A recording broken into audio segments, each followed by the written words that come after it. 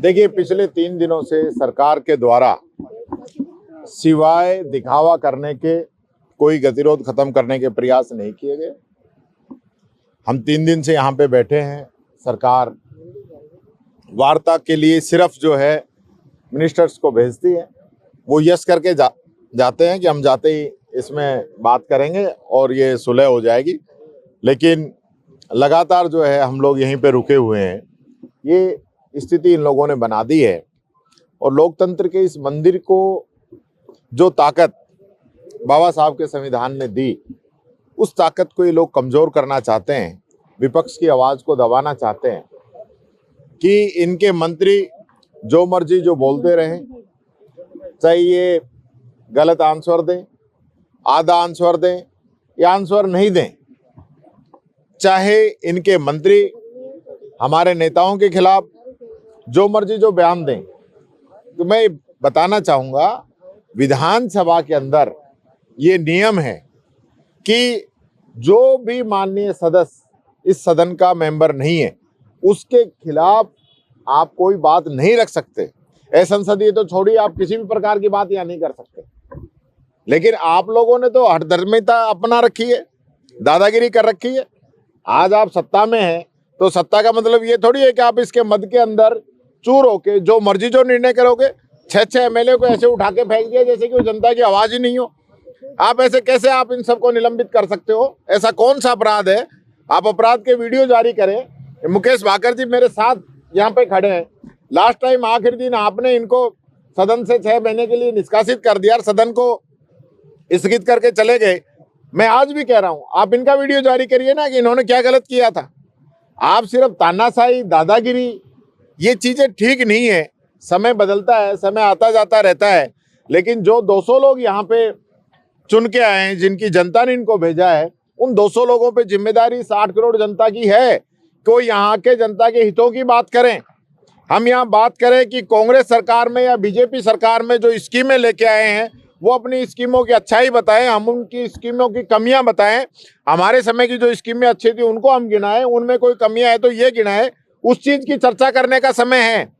राजस्थान का भविष्य क्या होगा, किस प्रकार से राजस्थान आगे ग्रोथ करे, उस ओर हमारा ध्यान होना चाहिए।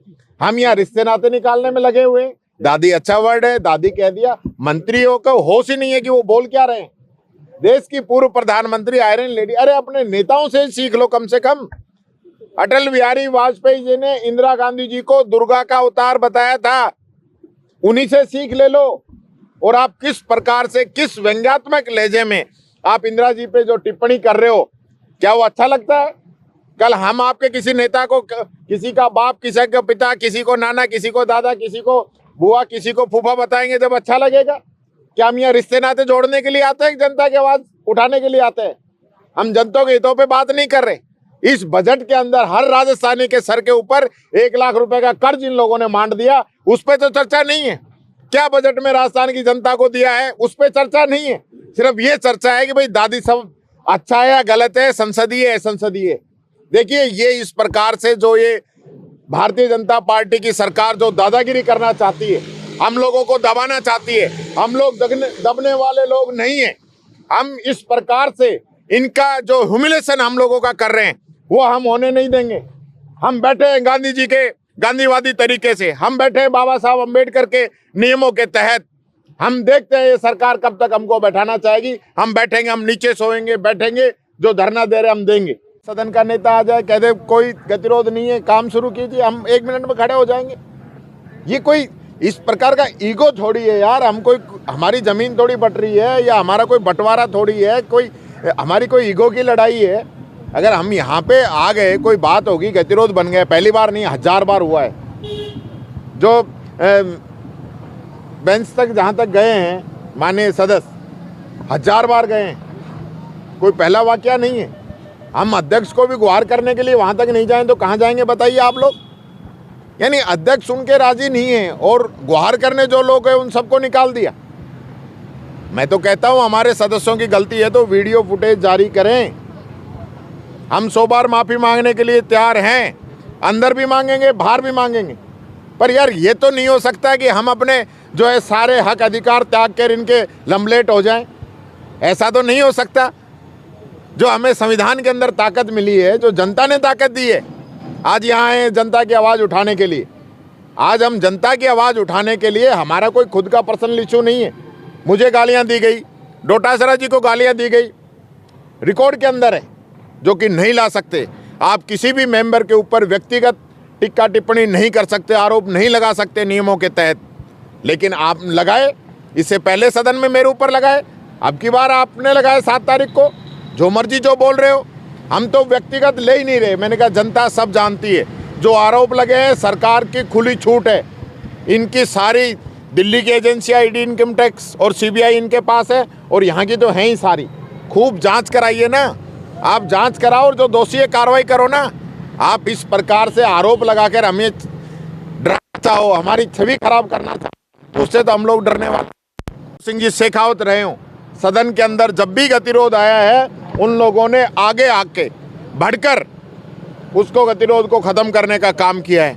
यहाँ सदन के नेता को चिंता ही नहीं है, अध्यक्ष जी को चिंता ही नहीं है।